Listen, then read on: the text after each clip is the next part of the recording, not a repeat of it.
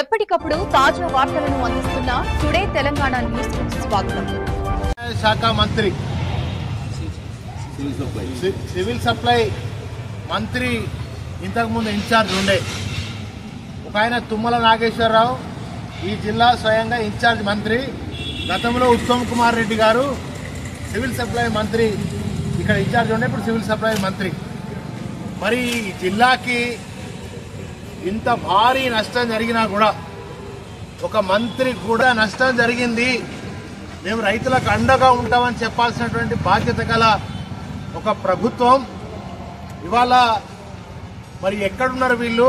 ఈ జిల్లాకి ఇన్ఛార్జ్ మంత్రి ఉన్నాడా లేడా, కరువు అయిపోయిందా, అసలు ఏంటిది? కరీంనగర్ జిల్లా పరిస్థితి ఒక అనాథలాగా, ఉమ్మడి కరీంనగర్ జిల్లా పరిస్థితే కాదు యావత్ తెలంగాణ కూడా మారిపోయినటువంటి పరిస్థితి మన కళ్ళకు కట్టినట్టుగా కనబడతా ఉంది.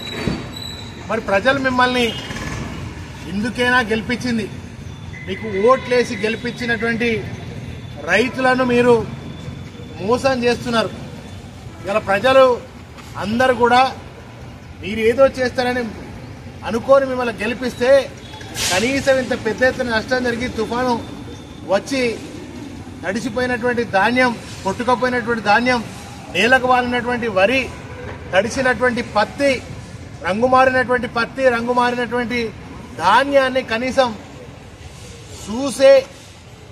చూసే టైం కూడా ఈ ప్రభుత్వానికి, ప్రభుత్వంలో ఉన్నటువంటి మంత్రులకు, యంత్రాంగానికి సోయి లేదంటే ఈ ప్రజల పట్ల, తెలంగాణ రైతాంగం పట్ల ఎంత చిత్తశుద్ధి ఉందో మనకు అర్థమవుతున్నటువంటి సందర్భంలో ఇప్పుడే గౌరవ కలెక్టర్ గారు రేపేదో గవర్నర్ గారు వస్తున్న సందర్భంలో వారు కొంత బిజీగా ఉండి డిఆర్ఓ గారికి, ప్రభుత్వానికి దీన్ని మరి రిప్రజెంటేషన్ బీఆర్ఎస్ పార్టీ పక్షాన ఇవ్వడం జరిగింది. గతంలో కేసీఆర్ గారు ఇలాంటి తుఫాన్లు వచ్చినప్పుడు, వడగళ్ల వాన పడ్డప్పుడు కేసీఆర్ గారే ఇదే కరీంనగర్ జిల్లా, ఇదే నల్లగొండ జిల్లా, ఇదే వరంగల్ జిల్లాకు స్వయంగా కేసీఆర్ గారు ముఖ్యమంత్రిగా తిరిగి అక్కడ రైతాంగానికి ధైర్యం ఇచ్చి, మరి రైతాంగానికి ధైర్యం ఇవ్వడంతో పాటుగా ఎకరాన 10,000 రూపాయల నష్టపరిహారాన్ని అందజేసినటువంటి రైతు బాంధవుడు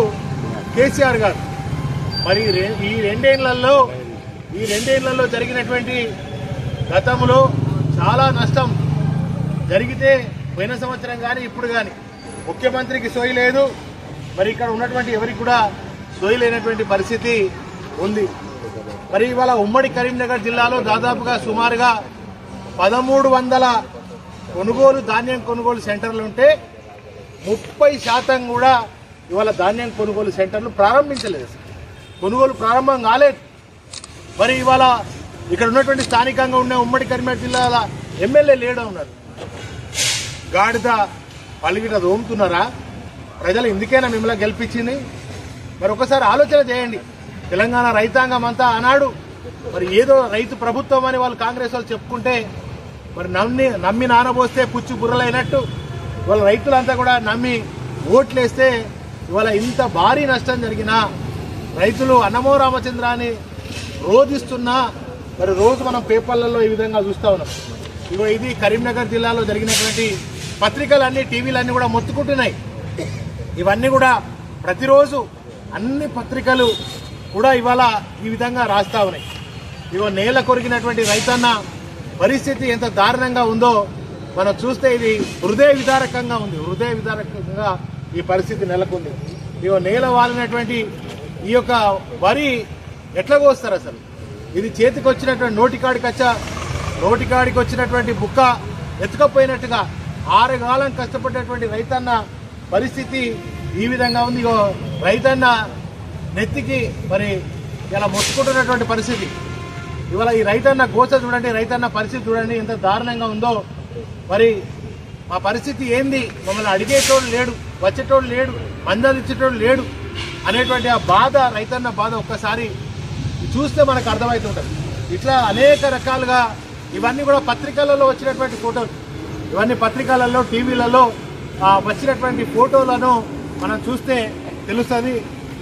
ఈ విధంగా రైతన్న పరిస్థితి ఎలా ఉందో మనం చూస్తే అర్థమవుతా ఉంటుంది. సో మరి ఇవన్న ఇక తడిసినటువంటి ఇప్పటి వరకు ఇది ఎండలే. ఈ రైతన్న పరిస్థితి ఈ తడిసినటువంటి నీళ్లలోనే ఈ వరి ఉన్నది. వరి నీళ్లలోనే ఉన్నది, ఇంకా ఎండలేదు. కూద్దామంటే మరి ఆ దిగబడేటువంటి పరిస్థితి ఉన్నది. వరి కోసే పరిస్థితి లేదు. ఈ చేతికి ఒక విత్తనం కూడా, ఒక ధాన్యం కింద కూడా చేతికి వచ్చేటువంటి పరిస్థితి ఇవాళ లేదు. పదవుల కోసం పాకులాడడం కాదు, పదవుల కోసం పాకులాడు కాదు పాలకులు. రైతన్న గోస చూడండి, రైతన్న కష్టం చూడండి, రైతన్న కన్నీళ్లు చూడండి. రైతన్న కన్నీళ్లు పట్టించుకునేటువంటి తీరిక, ఆ తీరిక మీకు దొరుకుతలేదా? మంత్రులారా, ముఖ్యమంత్రి గారు, మాది పెద్ద రైతు ప్రభుత్వం అని చెప్పుకుంటున్నటువంటి ముఖ్యమంత్రి గారు మరి ఎక్కడ ఉన్నారు మీరు? ఇవాళ మంత్రులంతా, వ్యవసాయ శాఖ మంత్రి కానీ, సివిల్ సప్లై మంత్రి కానీ ఎక్కడ ఉన్నారు? ఒక్క రివ్యూ పెట్టడం కూడా మీకు స్టేట్లో, జిల్లాలలో గత ప్రభుత్వం ఇక్కడనే గంగుల కమలాకర్ గారు ఇక్కడ మంత్రి ఉండిన వాళ్ళు, సివిల్ సప్లై శాఖ. నెల రోజుల ముందు కేసీఆర్ గారు పురమాయిస్తే నెల రోజుల ముందు, 2 నెలల ముందు ఇక్కడ రివ్యూలు జరిగేది. అయితే నేను కూడా ఒక మాజీ ఎమ్మెల్యేగా అనేక రివ్యూలు చేసి రైతులకు ఎక్కడ కూడా రైస్ మిల్లులు ఇబ్బంది కాకుండా, ధాన్యం కొనుగోలు సెంటర్లు ఇబ్బంది కాకుండా ఆనాటి ప్రభుత్వం కేసీఆర్ గారి నాయకత్వంలో రైతులకు అండగా ఉంటే ఇలా రైతులను వెన్నుపోటు పొడుస్తా ఉంది, రైతులను అరిగోస పెడతా ఉంది, రైతుల కన్నీళ్లు పెట్టే విధంగా, రైతుల ఆత్మహత్యలను ఉరికొల్పే విధంగా ఇవాళ ఈ పరిస్థితి జరుగుతూ ఉంది. ఈడొక బండి సంజయ్ అనేటువంటి కేంద్ర మంత్రి ఉన్నాడు. బండి సంజయ్ అనేటువంటి కేంద్ర మంత్రి కరీంనగర్ జిల్లాకు ఎంపీగా ఉన్నాడు. అయ్యా బండి సంజయ్ గారు, మరి మీరన్నా కనీసం ఎంపీగా ఉన్నారు, కేంద్ర మంత్రిగా వ్యవహరిస్తా ఉన్నారు. మరి కులాల దిక్కు రావయ్యా, నేను గెలిపించినటువంటి ప్రజలను, రైతాంగాన్ని దిక్కు రావయ్యా, చూడవయ్యా కొద్దిగా. అది కూడా బండి సంజయ్ గారు కూడా తీర్చలేదా? కాంగ్రెస్ వాళ్ళకు తీర్చలేదు, బీజేపీ వాళ్ళకు తీర్చలేదు. బీజేపీ ప్రభుత్వం కేంద్రంలో ఉంటుంది, కాంగ్రెస్ ప్రభుత్వం ఉంటుంది, కాంగ్రెస్ మంత్రులకు తీర్చలేదు, ఎమ్మెల్యేలకు తీర్చలేదు, భారతీయ జనతా పార్టీ ఎంపీ గారికి కూడా, కేంద్ర మంత్రికి కూడా తీర్చలేదు. ఇవాళ టార్గెట్ మనకు 16 లక్షల మెట్రిక్ టన్నుల టార్గెట్ ఇక్కడ సేకరించాల్సినటువంటి అవసరం ఉన్నది. మరి ఇప్పటి వరకు కనీసం 10,000 మెట్రిక్ టన్నులు కూడా ధాన్యాన్ని సేకరించాలి. ఇవాళనే రైతన్న అంటాడు, మా గంగాధరలో వ్యవసాయ మార్కెట్లో ఒక బస్తా, ఒక లారీ జోక్కపోయింది. కొంత రంగు మారినటువంటి ధాన్యం ఉంటే, మేము రంగు మారిన ధాన్యాన్ని మేము కొనుగోలు చెయ్యము, మీరు రిటర్న్ తీసుకెళ్ళండి అని చెప్పి మరి రైస్ మిల్లులు పంపిస్తా ఉన్నారు. మరి ఆ రైతు ఆ ధాన్యాన్ని తీసుకొని ఎక్కడికి పోవాలి? ఏడికి పోవాలి? అది నీళ్ళలో పోయాలనా, చెరువులో పోయాలనా, వాగులో పోయాలనా, ఏడ పోసుకోవాలి? ఆ ధాన్యాన్ని ప్రభుత్వం కొనుగోలు చేయకపోతే, రైస్ మిల్ తీసుకోకపోతే, గతంలో మేము రైస్ మిల్లులను కట్టడి చేసినాం.